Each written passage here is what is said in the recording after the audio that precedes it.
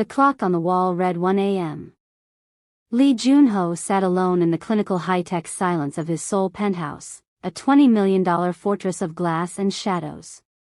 The only light came from the neon pulse of the city below, casting a blue glow over his unbuttoned black shirt and the intricate ink armor that crawled up his neck. Below, Seoul hummed with a life he controlled through fear, but up here, the silence was a physical weight. He checked his luxury watch for the 10th time. He was a man who commanded respect from Tokyo to New York, yet he was sitting in the dark, obsessed with a woman who had saved his life only to forget he ever existed. The elevator dinged. Jun-ho's body tensed like a coiled spring as the door opened. Carla Costa walked in, but she didn't move with her usual confident grace. She stopped 3 steps into the room, her eyes widening as she felt the atmospheric shift of his presence. She looked at him not with love or even defiance, but with a naive, haunting blankness. To her, he wasn't the man she had served for 5 years. He was just a monster carved from stone sitting in the shadows of a room she no longer recognized. "Who are you?" she whispered, her voice trembling in the dark. Jun-ho rose slowly, his shadow looming over her like a dark fairy tale, the realization hitting him like a blade. He had finally stopped being a boss, only to become a ghost. Hello, story lovers. Before we continue, please hit the like and subscribe button to keep more of these stories going. Comment your name and where you are watching from. Let's continue. The tire screamed against the rain-slicked asphalt of the Seoul Expressway, a sound that Lee Jun-ho would hear in his nightmares for years to come. In the back of the armored sedan, the air was thick with the scent of Carla's perfume, a soft, floral contrast to the metallic tang of the blood blooming across his shoulder. He had been the target, a calculated strike by a rival faction, but as the motorcade was forced into a high-speed dance with death, it was Carla who had leaned over him, her small frame becoming a human shield against the shattered glass and concussive force of the ambush. "Stay down," he had roared, his hand gripping her waist, his pride still preventing him from saying the words that were clawing at his throat. He wanted to tell her she was his entire world, that the syndicate was nothing if she wasn't there to witness his reign.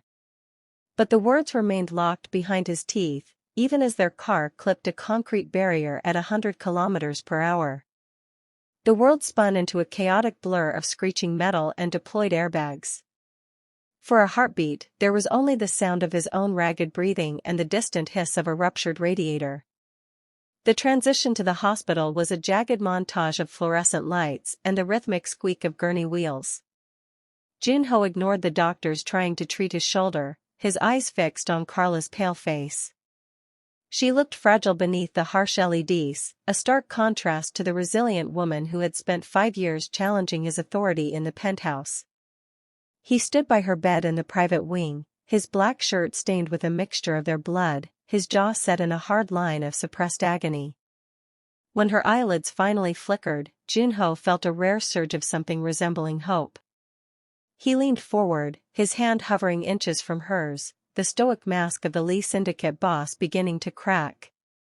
"Carla," he rasped, his voice thick with a vulnerability he had never allowed her to see. "I'm here. You're safe." Carla's eyes opened fully, but the spark he expected, the fire, the recognition, the shared history of 5 years of unspoken tension, was gone. She blinked, her gaze traveling slowly from his tattooed neck to his desperate eyes. There was no warmth, no fear, not even a trace of the woman who knew exactly how he liked his coffee or which scars ached when it rained. "Who are you?" she asked, her voice thin and clinical. The silence that followed was more violent than the crash. Jun-ho froze, his outstretched hand trembling. He looked at her, searching for a sign of a lie, a joke, a momentary confusion. But her eyes remained perfectly, terrifyingly blank. In that sterile room, surrounded by the power and wealth he had used to insulate himself, the most dangerous man in Seoul realized he had been utterly erased. He had waited too long to speak, and now, the woman who held his heart was looking at him as if he were nothing more than a ghost in a tailored suit. The transition from the hospital to the penthouse was a study in cold, architectural silence. Lee Junho watched from the shadows of the foyer as Carla stepped back into the sprawling glass and steel fortress that had been her home for half a decade. To him, every corner of the apartment breathed with the memory of their shared tension, the late-night arguments, the lingering glances in the kitchen, the unspoken weight of his possessiveness. To Carla, it was merely a high-end job site, a place of business she was viewing through the eyes of a stranger. She walked past him, her gaze skating over the intricate tattoos on his neck with a flicker of instinctive apprehension, the kind one might show toward a dangerous animal behind glass. She didn't head for the master suite or wait for his command, instead, she went straight to the staff quarters. When she emerged, she was dressed in a crisp, professional uniform, her hair pulled back with clinical precision. "Mr. Lee," she said, the name sounding like a physical blow to his chest. Before the accident, she had called him by his name in the heat of their debates, or simply ignored his title in a way that signaled an intimate defiance. Now, she spoke with a terrifying, polite distance. "I've reviewed the employment contract your assistant provided. I understand my duties, and I will maintain the schedule. However, I'd like to establish some professional boundaries." Junho rose from the black leather couch, his tall frame looming over her, a coiled spring of frustration and longing. He wanted to reach out, to shake her, to remind her of the nights she had sat across from him until 3 a.m. just to ensure he didn't drink himself into a stupor. Instead, he found himself paralyzed by her naive, businesslike stare. "Boundaries?" he rasped, his voice dropping to a dangerous low rumble. "Yes," Carla replied, her voice steady but devoid of the fire he craved. "I prefer to limit our interactions to work-related matters. I will ensure your meals are prepared and the penthouse is maintained, but I would appreciate it if you didn't watch me the way you are doing now. It makes me uncomfortable." Junho flinched. The man who commanded fear across the globe was being dismissed by his own maid. He saw the way she gripped her notepad, her knuckles white, her body tensed as if she were trapped in a room with a predator. The irony was a jagged blade. He had spent years treating her like his property, and now that she had finally accepted the role of a subordinate, it felt like the ultimate punishment.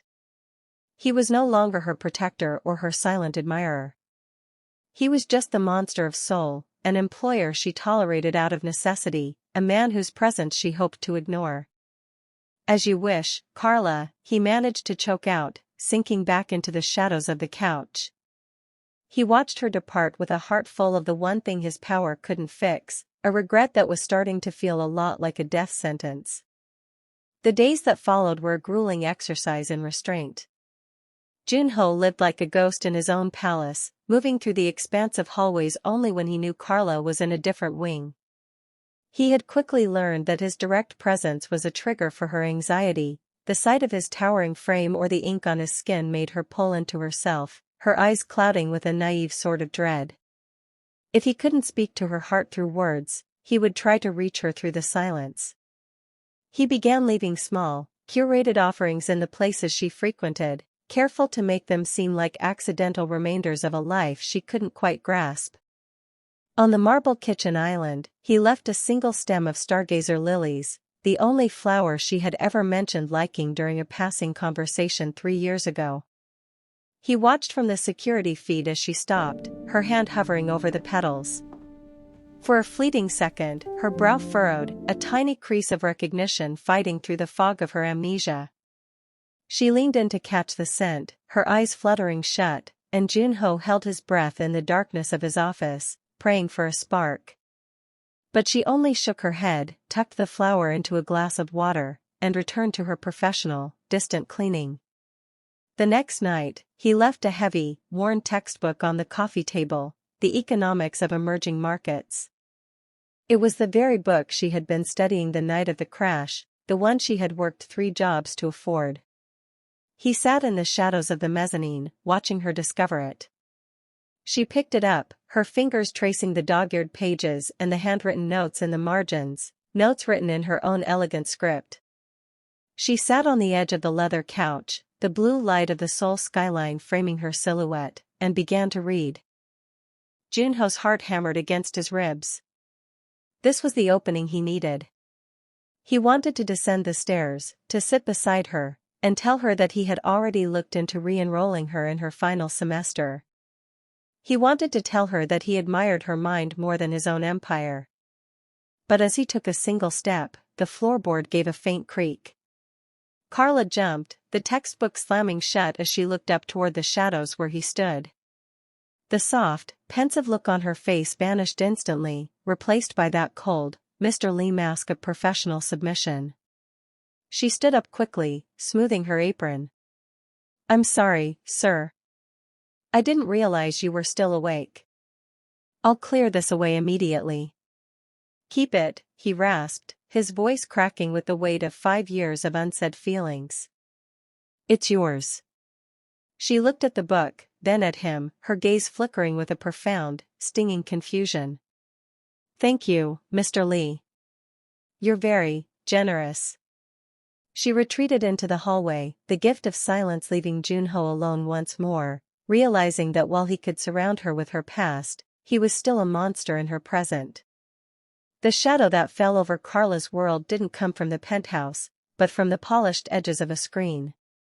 It happened during her Tuesday afternoon trip to the local market, one of the few times Junho allowed her to leave the fortress, albeit with a discreet detail of men trailing blocks behind.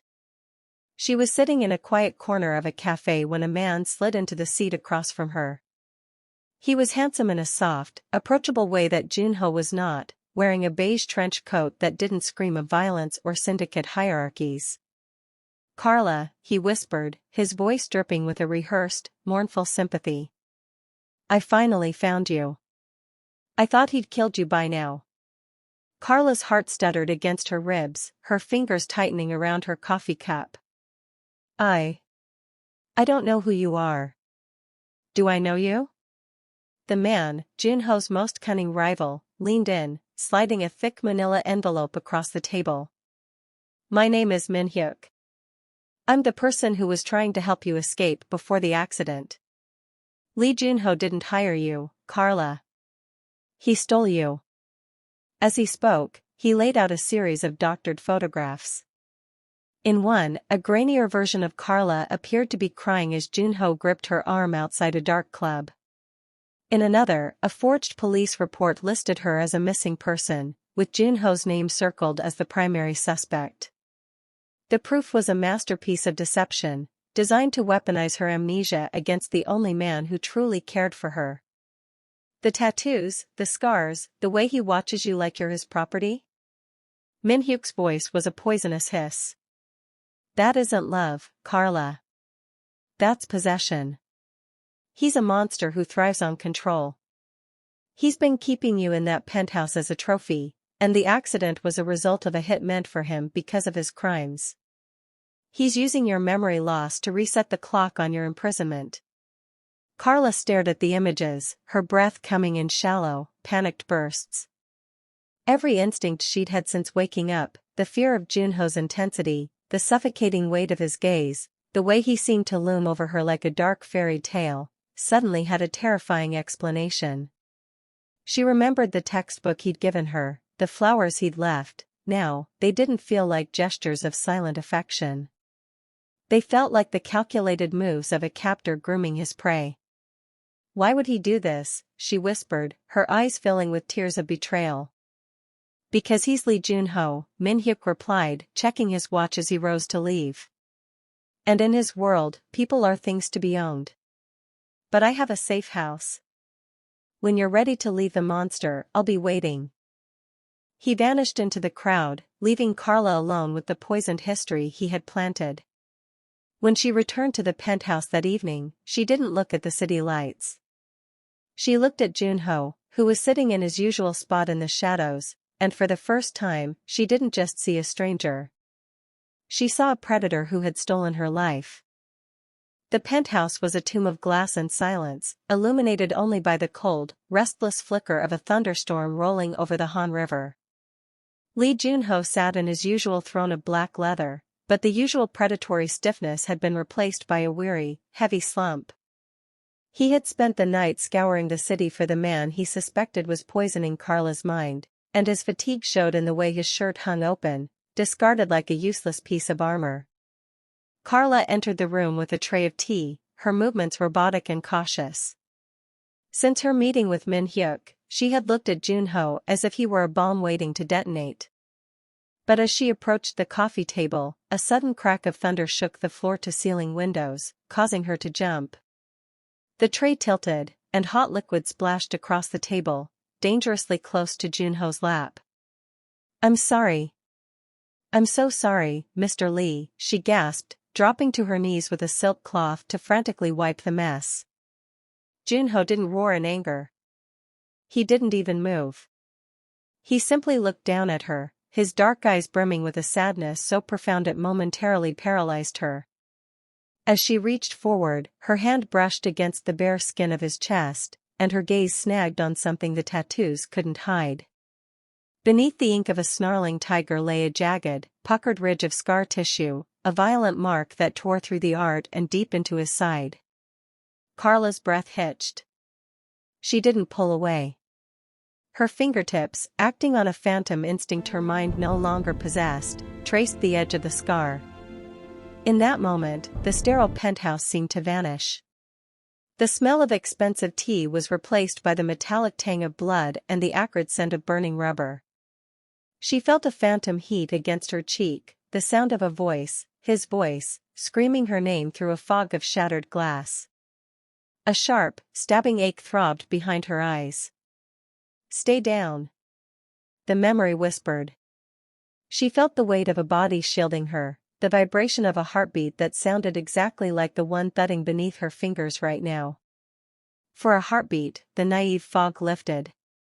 She wasn't looking at a captor, she was looking at a man who had bled for her. You got this for me," she whispered, her voice a fragile thread in the dark. Junho froze, his hand coming up to cover hers, pressing her palm flat against the mark of his survival. I'm fine. "I got it for us," he rasped, the honesty of the statement cutting through his stoic mask.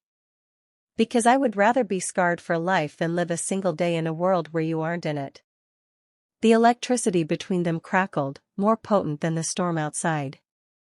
Carla looked up, searching his face for the monster Min Hyuk had described, but all she saw was a man standing on the edge of a precipice, begging her to remember the love he had been too proud to name. The memory flickered, bright and blinding, then receded like a tide, leaving her breathless and more confused than ever. She pulled her hand back, the coldness of the room rushing in to fill the space where his heat had been, but the ache in her chest remained, a jagged reminder that her heart remembered what her mind had chosen to forget. The penthouse was no longer a sanctuary, it was a gilded cage, and every shadow cast by the Seoul skyline felt like a hand reaching out to pull Carla back into a life that wasn't hers. The poisoned history Min Hyuk had planted had taken root, choking out the fragile warmth she had felt during the storm. She waited until the early hours of the morning, when the city was a graveyard of neon, to make her move. Clutching her small bag, the one containing her textbooks and the few remnants of a past she actually trusted, she slipped past the silent kitchen and toward the service elevator.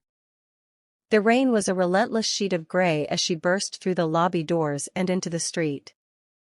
Her breath came in panicked hitches, her lungs burning with the cold, damp air. She didn't have a plan beyond the safe house address Min Hyuk had whispered, but the need to be away from the monster of Seoul was a visceral, screaming force in her chest.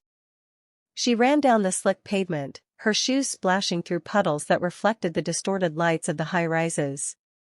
"Carla!" The voice stopped her heart. It wasn't a roar of anger, but a desperate, fractured plea that cut through the thunder. She spun around, her hair plastered to her forehead, to see Junho emerging from the gloom. He wasn't the polished boss now. He was barefoot, his black shirt unbuttoned and soaking wet, sticking to the scars she had touched only hours before. He looked less like a predator and more like a man who was watching his entire soul bleed out onto the sidewalk. "Don't come near me," she screamed, stepping back toward the rushing traffic of the boulevard. "I know the truth. I know you stole me, that you kept me here against my will. You're not my protector, you're my captor." Junho stopped dead, the reins loosing off his tattooed jaw. He didn't try to close the distance. He stood in the middle of the street, vulnerable and exposed in a way that should have been impossible for the head of a syndicate. "Everything they told you is a lie, Carla," he rasped, his voice breaking as he reached out a hand that trembled. "I was too proud to tell you I loved you when you could remember it. I won't let my silence be the reason you walk into a trap now. Please, if you hate me in safety. Don't go to him." "I don't even know who you are," she cried, the tears hot against her cold cheeks. The look that crossed Junho's face was one of absolute, soul-crushing regret. He stood there, a king in a ruined empire of his own making, watching her hail a taxi with a frantic wave. He could have ordered his men to block the street. He could have dragged her back to the glass tower. But as the yellow car pulled away, Junho simply dropped his head, standing alone in the downpour. He had finally admitted his feelings, but he had said them to a woman who had already vanished into the night. The safe house was located in a desolate industrial district on the edge of the city, a cold concrete structure that smelled of damp earth and stale cigarettes. As Carla stepped inside, the relief she expected to feel was instantly replaced by a sharp, instinctive dread. Min-hyuk's soft, approachable demeanor had vanished the moment the heavy steel door clicked shut behind them. The sympathetic savior was gone, replaced by a man whose eyes held a glint of manic ambition. "You're safe now," Min-hyuk said, but he wasn't looking at her. He was checking a series of monitors that showed the perimeter of the building. "Now we just wait for the monster to come out of his cave." Carla backed away, her heart hammering against her ribs. "Wait. I thought you were taking me to my family. You said I had a life before him." Min-hyuk turned, a mirthless smile twisting his lips. He tossed a burner phone onto the table between them. "Your family is a debt that was paid off years ago, Carla. You were never more than a tool to get close to Lee Junho. He spent 5 years building a fortress around you, making you the only weakness in his entire empire. I couldn't get a blade near his throat while you were his shadow, but now that you've run to me, he'll walk right into the line of fire to get you back." The realization hit her like a physical blow. The poisoned history he had fed her was a masterpiece of fiction. She looked at the burner phone and saw a sent message, "I have her. Come alone or she dies." "You're using me," she whispered, her voice trembling as the fog in her mind began to clear, scorched away by the heat of her own fury. "You lied about everything. He didn't steal me, he was protecting me from people like you." Min-hyuk stepped closer, his hands snapping out to grip her jaw with a violence that confirmed every lie. "He's a man possessed, Carla. He's already on his way. He's coming without his men, without his armor, all because he thinks he can save the woman who forgot he existed." He laughed, a jagged sound that echoed off the bare walls. "I'm going to make him watch as I take everything he loves before I put a bullet in his head." Carla stared at the monitors, watching a single black sedan drift into the camera's view. It was Junho. He was coming for her, unarmed and exposed, walking into a kill zone for a woman who had screamed that she hated him in the rain. In that moment of pure terror, the last of her mental barriers crumbled. She didn't need a memory to tell her who the monster was. The man outside was the only truth she had ever known, and she had just delivered him to his executioner. The heavy iron gates of the warehouse groaned as Lee Junho pushed them open, stepping from the pouring rain into a cavern of rusted machinery and long shadows. He moved with a deliberate, steady gait, his hands raised away from the waist of his soaked trousers to show he carried no weapon. For the first time in a decade, the head of the Lee Syndicate was completely exposed, stripped of his guards, his tactical gear, and the lethal confidence that usually preceded him like a storm. He looked like a man who had come to be judged rather than to rule. High on a metal catwalk, Min-hyuk stepped into the dim light, his hand wrapped tightly around Carla's arm as he pressed a cold, silver barrel against her temple. "You actually came alone," the rival sneered, his voice echoing off the corrugated walls. "The great monster of Seoul, walking into a slaughterhouse for a girl who doesn't even know his middle name. Your men must be laughing at your weakness, Junho. Junho didn't look at Minhyuk. His gaze was locked on Carla, whose eyes were wide with a mix of terror and a dawning, agonizing clarity. He saw the bruise forming on her jaw where Minhyuk had struck her, and a low, guttural growl vibrated in his chest, not of a boss seeking vengeance, but of a man seeing his heart in pain. She is not my weakness, Junho rasped, his voice cutting through the hollow silence of the warehouse. She is the only reason I ever cared about having power in the first place. Take my life. Take the territories. Just let her walk out those doors. Carla felt the vibration of the heartbeat she had traced on his chest only hours ago, the memory now a physical force in her mind. Junho, no, she cried out, her voice breaking. He's going to kill you. He never intended to let either of us go. I know, Junho replied softly, taking another step forward into the center of the kill zone. The red dots of sniper sights danced across his white shirt, settling over his heart. He looked up at her, his stoic mask finally shattering completely to reveal a look of such raw, unadulterated devotion that it made Minhyuk's finger tremble on the trigger. But if I die today, Carla, I die knowing you finally heard the truth. I loved you from the second you walked into my home. I was just too much of a coward to say it.